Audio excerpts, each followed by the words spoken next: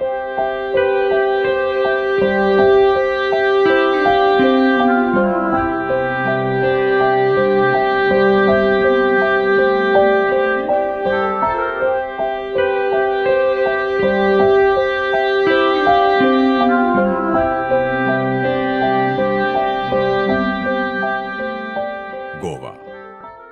भारत के दक्षिण पश्चिमी इलाके में बसा एक छोटा सा हरा भरा खूबसूरत प्रदेश।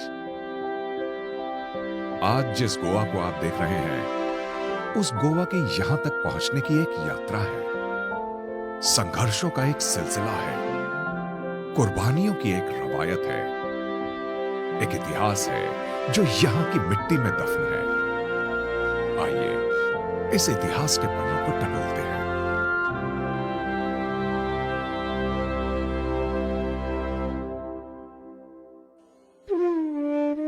उपलब्ध इतिहास के आधार पर पता चलता है कि गोवा में कोंकण मौर्य वंश का शासन था। ईसा पूर्व दूसरी शताब्दी और छठी शताब्दी के बीच गोवा पर सातवाहन साम्राज्य का शासन भी रहा। उसके बाद भोज वंश का शासन रहा, जिनकी राजधानी दक्षिणी गोवा की कुशावती नदी के किनारे चंद्रपुर थी, जिसे हम आज चांदौर के नाम से जानते हैं। उसके बाद बादामी चालुक्य का शासन रहा, जिन्होंने 578 ईस्वी से लेकर 753 ईस्वी तक राज किया। उसके बाद शिलाहार के राजाओं ने यहां शासन किया। इसके बाद 11वीं शताब्दी की शुरुआत से ही गोवा पर कादम्ब शासकों का राज रहा। इस काल को गोवा के इतिहास में स्वर्ण काल की तरह याद किया जाता है। आज चांदौर के पास ऐसे अनेक लोकगीत हैं जो इसकी समृद्धि, सिक्कों, उन्नत व्यापार से लेकर पर्यावरण के विनाश और अभिशाप की कहानियां कहते हैं। कादम्बों ने तांबड़ी सूरला और महादेव मंदिर कुर्डी का निर्माण किया।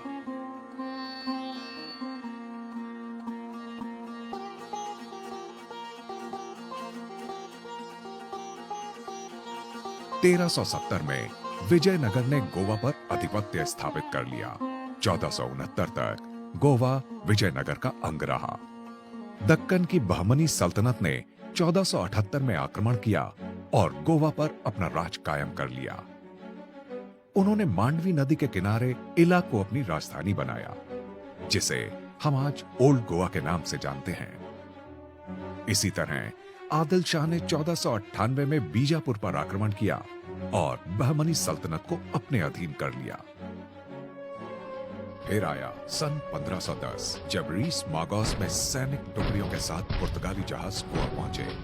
कमांडर अल्फोंसो दी अल्बुकर्क के नेतृत्व में आदिल शाह पर हमला किया गया, जिसमें पुर्तगाली टुकड़ी की हार हुई। लेकिन कुछ समय बाद अल्फोंसो दी अल्बुकर्क ने फिर से स्थानीय सहयोगियों की मदद से गोवा पर हमला किया। इस बार अल्बुकर्क की विजय हुई। 25 नवंबर 1510 को अल्बुकर्क ने ओल्ड गोवा में प्रवेश किया, जिसने गोवा की अगले 450 साल की कहानी लिख दी।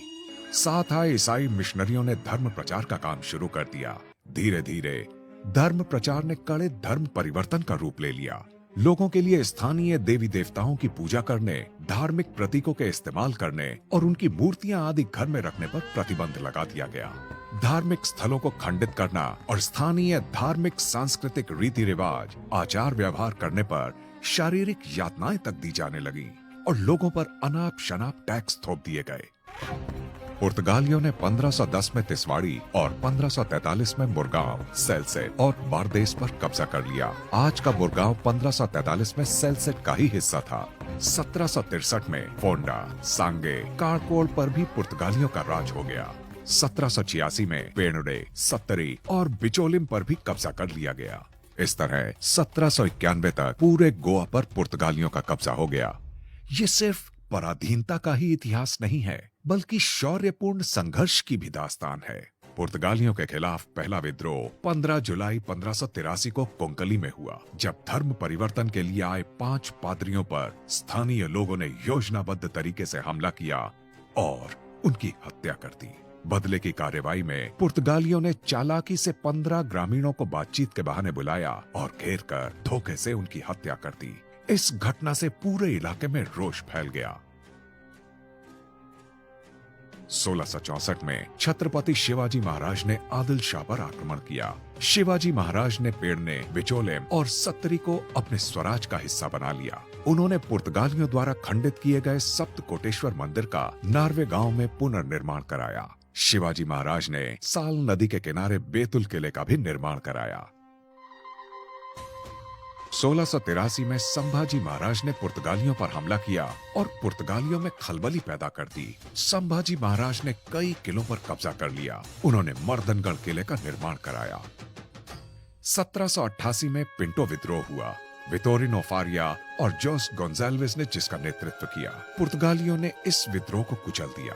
13 दिसंबर 1788 को 47 नेताओं को गिरफ्तार कर लिया गया, जिनमें से कई को फांसी और देश निकाला दिया गया।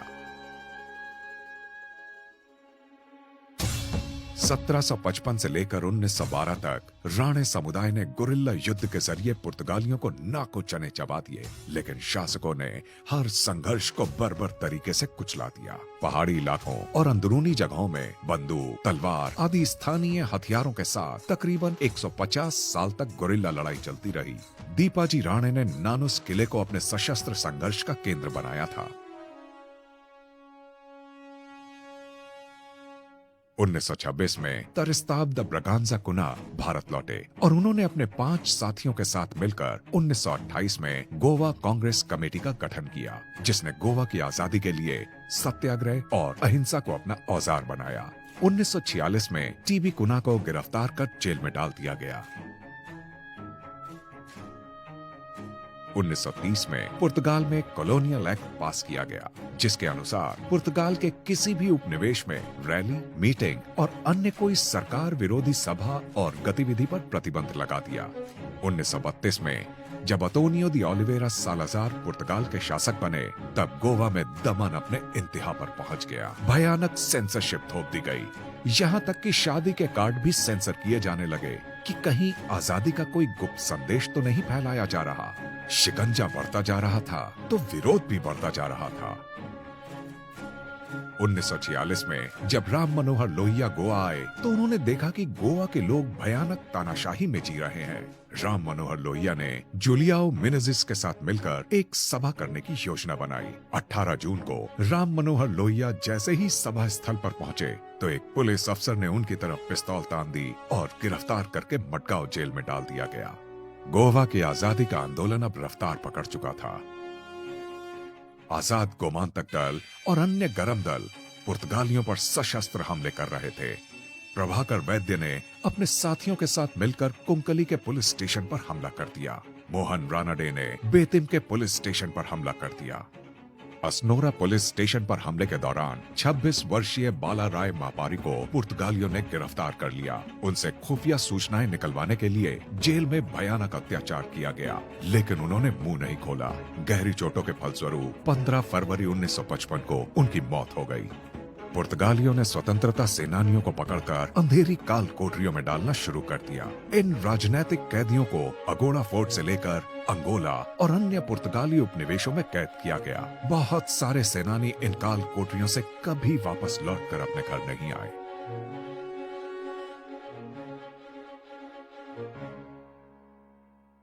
Years ago, paid a tryst with destiny, and now the time comes. इसी दौरान 15 अगस्त 1947 को भारत आजाद हो चुका था। देश के हर हिस्से से गोवा की आजादी की आवाज उठ रही थी।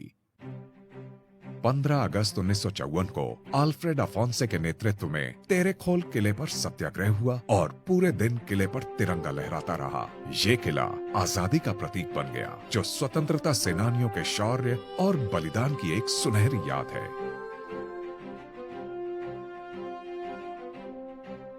1955 में देश के बाकी राज्यों में भी गोवा की आजादी की मांग जोर पकड़ती जा रही थी। फलस्वरूप 1955 में गोवा विमोचन समिति का गठन किया गया। जगन्नाथ राव जोशी, मधु दंडवते, मधु लिमय, करनैल सिंह बेनीपाल सहित हजारों सत्याग्रहियों ने अलग अलग दिशाओं से गोवा में प्रवेश करने की कोशिश की। पुर्तगाली सरकार ने सत्याग्रहियों पर फायरिंग कर दी, जिसमें 20 सत्याग्रहियों की मौत हो गई। आजादी के बाद से ही भारत सरकार लगातार पुर्तगालियों के साथ बातचीत के जरिए शांति प्रिय हल निकालने के लिए चर्चा करती रही, लेकिन बातचीत के सारे प्रयास विफल रहे। अंततः भारत को सैनिक कार्रवाई करनी पड़ी और फिर शुरू हुआ ऑपरेशन विजय। भारतीय सेनाओं ने 18 दिसंबर 1961 को गोवा की तरफ रुख किया और कुछ ही घंटों के अंदर पुर्तगालियों को आत्मसमर्पण के लिए मजबूर कर दिया। आजाद मैदान के अंदर पुर्तगाल के अंतिम वायसराय ने आत्मसमर्पण संधि पर हस्ताक्षर किए। 19 दिसंबर 1961 को गोवा पुर्तगालियों के उपनिवेश से मुक्त हुआ और तिरंगा लहराया गया। आजादी के संघर्ष की ये कहानी खून से सनी है। जिस आजाद हवा में हम आज सांस ले रहे हैं, उसके लिए अनेक स्वतंत्रता सेनानियों ने अपने जीवन का बलिदान दिया है। इन कुर्बानियों को हमें अपने दिलों में जिंदा रखना